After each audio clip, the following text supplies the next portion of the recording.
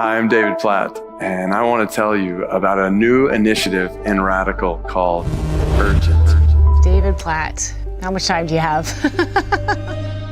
He's a very charismatic guy. If he was running for office, the first time you meet him, you feel like you want to vote for him like right away. When David Platt came to the church, I didn't know much about him. Well, at first I really liked him, and he was so personable. Very good at question deflection.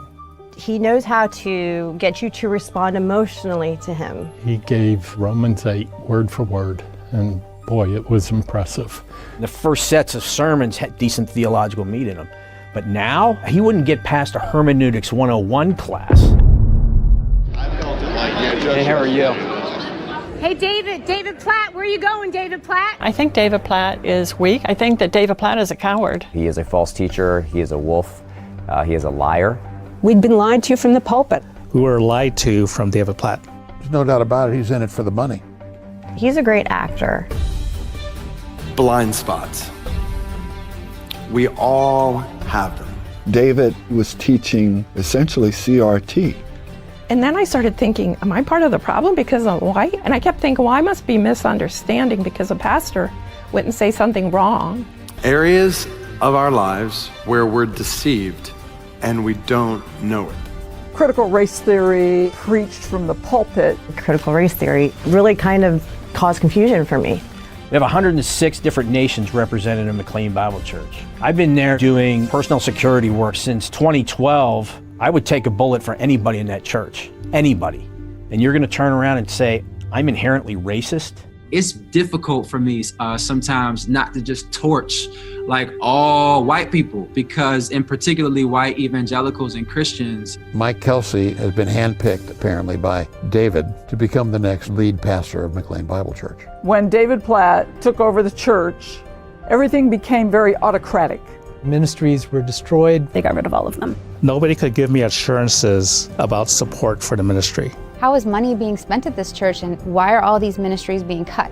I was seeing things that bothered me, that concerned me. They were out marching basically alongside Black Lives Matter. I want to be a part of disciples being made and churches being multiplied all over the place. Laura asked David Platt specifically if the church was affiliated with the Southern Baptist Convention, and he never answered the question. That was an easy question. Just imagine leading churches to multiply churches where we live and around the world. Our Constitution says we're not allowed to affiliate outside of being an independent Bible church. They just disregarded Article 1, Section 2, we will not affiliate with any denomination. We've got to make major changes in how we give. The thing about that article is it's immutable. I had written to the Board of Elders about many of these issues. Never got a response, just like everybody else. We have a $20+ million budget. If we were actually giving the way God is calling us to give, our budget would easily be 2-3 times that as a church. Just dream of all we can do. So Abby wakes me up in the middle of the night and she shows me a screenshot on her phone of McLean Bible Church's Dun & Bradstreet profile, which says that they were doing business as an SBC church. My name's John Leonard. I work for a firm called Finance and Evaluation Experts Incorporated. When we first got involved, we thought that the financial commitment between McLean Bible and the Southern Baptist was approximately $300,000, which is a lot of money, don't get me wrong, but $300,000 wasn't even a drop in the bucket. it turns out that it was 10 times that, maybe 20 times that. You mean I could have millions of dollars if I just asked for it? Can you explain how they explained why, hundreds of thousands of dollars were just going from one place to another? Chuck said, there's money flowing in all directions. He was like, it's flowing everywhere. This is the kind of boldness there is. And all right, we're going to make disciples. We're going to multiply churches. So don't we want to be a part of that here? They were effectively using their own parishioner money to expand the Southern Baptist Convention. What if you use that $10,000 now to support a church planter? Through these plantings, the Southern Baptist Convention was able to start pushing in tendrils into the McLean Bible Church's finances, leadership, and policies. The church had been the victim of a hostile takeover by the Southern Baptist Convention. July 4th, 2021, David went up into the pulpit and said, "We have explained and have in writing from the SBC, we're not a member of the Southern Baptist Convention." David Platt, we know that's all a lie. I remember when the church sent that letter out to the congregation, seeing it and thought it was an absolute joke. There's no way that guy wrote it. It had to be somebody internal from McLean that wrote it.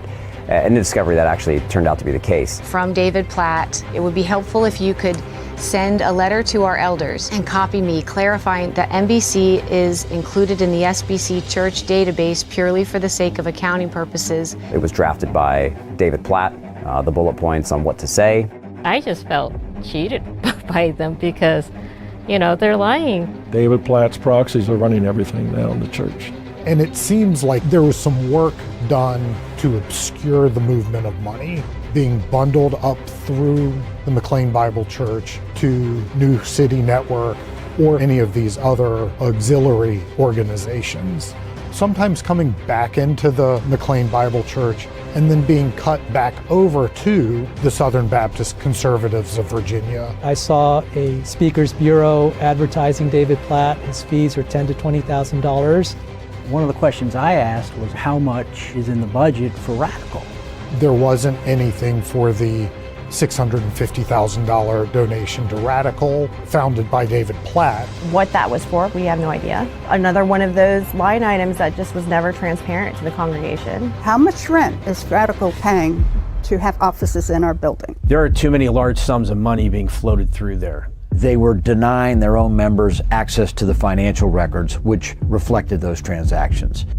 Raised this issue publicly, they were getting dismissed from the church. What happened to all these members? How were they purged? This happened to tons of people. And I wondered why they're challenging so many others who had been likewise members. These were very solid men of God. And those people I respected a lot, and all of a sudden they'd be gone. I kind of have a long fuse, but when I read this email kicking people out of the church. And it was sent, by the way, after we'd all asked financial questions. David Platt had said there was a small group of people trying to take over the church. Everybody come out, let's have this election. We won an election and then they redid the election. I went into the church lobby to vote. The girl got on the phone with somebody. They said to us, somehow your account's been made inactive. She comes back and says, "You're not a member." I said, "Excuse me, I've been a member since 1961. I am an active leader. These are longtime members. These are the leaders of Discovering the Word. Teaching first grade boys and girls. The apologetics ministry. Men's discipleship ministry. I volunteered with special needs adults. Preparing for marriage. The praise team. Adoption, foster care. My voice has just been taken away. It was just so vibrant. They destroyed our church. We were threatened from the pulpit. Nobody better stand up or make a motion or talk or do anything. The security guy told us to stay in our seats and not disrupt. At every door into the sanctuary was a county police officer. And it felt like we were in another country under another government. I had no idea what SBC was. I didn't know that that meant the end of any control. We tried to have meetings with David Platt. We were denied. Yeah, you guys can't even talk to me for 5 minutes? The founders of this church would be appalled. My parents would be appalled. And my father would be sitting here in this chair instead of me. We had to bring a lawsuit against the church to get answers to the finances. In response to these lawsuits, the church spent over $1 million to prevent document disclosures and the release of financial records. Now I want to non-suit it, which means withdraw it, but have the right to take this information and go public with it. And that will be the victory in this case. It's an effort to speak the truth. Before David Platt is even pastor at McLean Bible Church, he is working behind the scenes to deceive our elder board. Can we trust our leaders anymore? These guys are really afraid to let the truth out. I've prayed so much about it and asked for the truth to come out, but I just can't even imagine what's behind it. There is something bigger at play going on. What are we hiding? Are they cooking the books? And you think, how did I miss something so obvious? This is just the beginning of the light being shown upon McLean Bible Church and David Platt. Beware of the leaven of the Pharisees, which is hypocrisy. Nothing is covered up that will not be revealed, or hidden that will not be made known. Therefore, whatever you have said in the dark shall be heard in the light, and what you have whispered in your private room shall be proclaimed on the housetops. Outside this church coordinated a divisive effort to use disinformation. That was a lot to take in. Let me say it again. A small group of people inside and outside this church coordinated a divisive effort to use disinformation